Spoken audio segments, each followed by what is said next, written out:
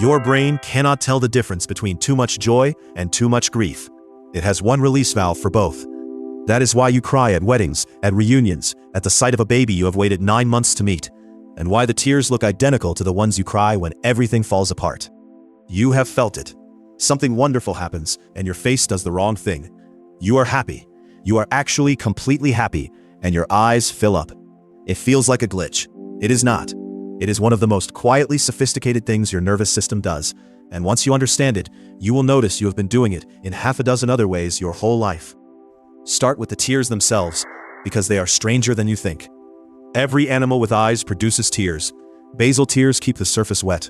Reflex tears flush out onions and grit and smoke. Those are plumbing, and every mammal has them. Emotional tears are ours alone. No other animal on Earth cries because of how it feels. Elephants grieve, dogs whimper, chimpanzees scream and reconcile and mourn their dead. None of them weep. Ad Vingerhoets, a Dutch psychologist who has spent his career on this, put the question in the title of his book, "Why Only Humans Weep?" And the answer he arrives at is not about the fluid, it is about who is watching. Because a tear is not a way of getting rid of something, it is a way of showing something. Robert Provine demonstrated this with an experiment so simple it is almost funny. He took photographs of crying faces and digitally removed the tears. Nothing else. Same expression, same mouth, same eyebrows. Then he showed both versions to people and asked what the person was feeling. With the tears, everyone read sadness immediately. Without them, the same faces became ambiguous. People saw awe, confusion, concentration, even a strange kind of joy. The tears were doing the work. They were the caption on the expression. So tears are a signal. A visible, unfakeable, wet flag that says, something is happening inside me that is bigger than I can hold, and I need you to notice. Now hold that thought, and look at what happens when you are overwhelmed by something good. In 2015, Oriana Aragón, then at Yale, published a paper in Psychological Science with a phrase in the title that unlocks the whole thing. Dimorphous expressions of positive emotion. 2 shapes, 1 feeling. Aragón was interested in people who cry at happy news. But she was also interested in something you have almost certainly done and never questioned. Looking at something unbearably cute and wanting to squeeze it, to pinch its cheeks, to bite it. There is even a phrase people say without thinking, "I could eat you up." That is aggression. Real, recognizable aggressive language produced by overwhelming tenderness. Aragón ran the experiments. She showed people baby photos, measured the urge to squeeze, and found something clean. The people who most wanted to crush the adorable thing were also the people whose emotional intensity dropped fastest afterwards. The strange reaction was not a malfunction. It was a break. Her conclusion was that these opposite expressions are regulators. When one emotional system runs too hot, the body reaches across and pulls the lever on the opposite one. It is a thermostat, not a short circuit. Crying at joy brings you back down. Wanting to squeeze the puppy brings you back down. Nervous laughter at a funeral brings you back down. The intensity is what triggers it, not the flavor. And once you have the idea, you find it everywhere in yourself. People scream on roller coasters they paid to ride. They laugh at moments of horror. They say "I hate you" to someone they adore. New parents describe an urge to squeeze their newborn that frightens them slightly. Aragón found that the same people who cry at happy news are more likely to show all of the others too. It is a trait, not an accident, a general willingness to reach for the opposite expression when the feeling gets too big. Why would the body do it that way? Because the fastest route back to the middle is not to shut a feeling down. It is to introduce its opposite. You cannot simply decide to feel less. You can, apparently, borrow the shape of the other emotion and let it pull you back. And that explains something that has bothered psychologists for a long time. Ask people to describe crying from happiness, and they will often say it did not feel purely happy. There was an ache in it, a pressure. That is not confusion.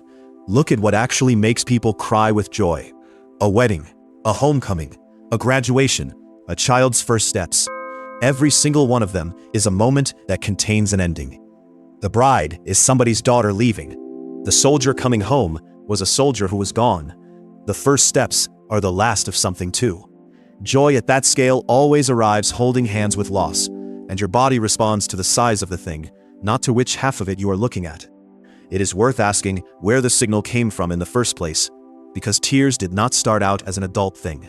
Every human is born with a distress call. A baby's cry is loud, aversive, and almost impossible to ignore. It is designed to reach an adult across a distance and make them move. But loudness has a cost. A sound that carries to your mother also carries to everything else that is listening in the dark. Vingerhoets suggests that visible tears solve that problem. They are a distress signal with a range of about 2 meters. Silent, unmistakable, and only readable by someone already close enough to help. As we grew up, the audible part of crying faded, and the visible part stayed. Adults rarely wail. Adults leak. Which is why the tear is such a peculiar kind of honesty. You can fake a smile with practice. You can fake a laugh. Almost nobody can produce a tear on demand. Actors train for years, and most of them still use a menthol stick. That unfakeability is exactly what gives the signal its power. When your eyes fill up at your daughter's wedding, everyone in the room receives a message you could not have manufactured. There is a physical layer under this too. For years, the popular story was that crying flushes stress chemicals out of the body. That idea came from William Frey, who in the 1980s compared the chemical composition of emotional tears with onion tears and reported differences, including stress-related hormones. It is a lovely story, and it is widely repeated. It is also not well supported. The quantities involved are tiny, and later work has never cleanly replicated the detoxification claim. The better explanation is about your nervous system's two gears. When you are overwhelmed, your sympathetic nervous system, the fight or flight side, is running hard. Hard up, breath shallow, everything tight. Crying is not part of that gear. Tear production is driven by the parasympathetic side, the rest and recover system. Asmir Grachinin, working with Vingerhoets, describes crying as a switch between them. The tears arrive as the body flips out of high arousal and into recovery, which is exactly why the sob itself feels awful, and the 10 seconds after it feels like something loosening. You are not emptying out sadness, you are changing gear. And it is why joy that gets big enough produces the same response. Extreme happiness is also high arousal. Same racing heart, same tight chest, same overload. The body does not have a separate recovery route for good things. Now add the last piece, the social one, and the picture is complete. Vingerhoets points out that adult crying is overwhelmingly a social act. People cry far more when someone is present. Even the tears that feel most private are usually shaped by an imagined audience. Crying reliably makes other people approach you, soften their voice, and offer help. It's one of the most powerful bonding signals humans have. So think about what happy tears are actually doing in a room. You are at a wedding. You feel joy so large, it is uncomfortable.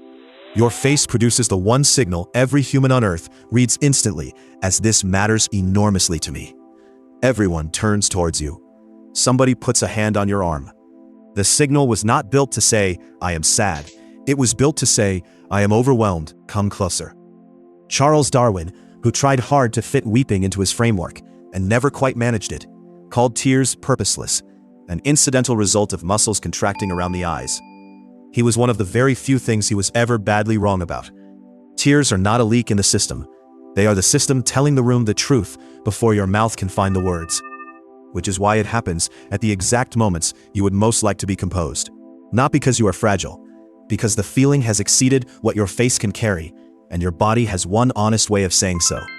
So the next time something wonderful happens and your eyes betray you, you can stop apologizing for it.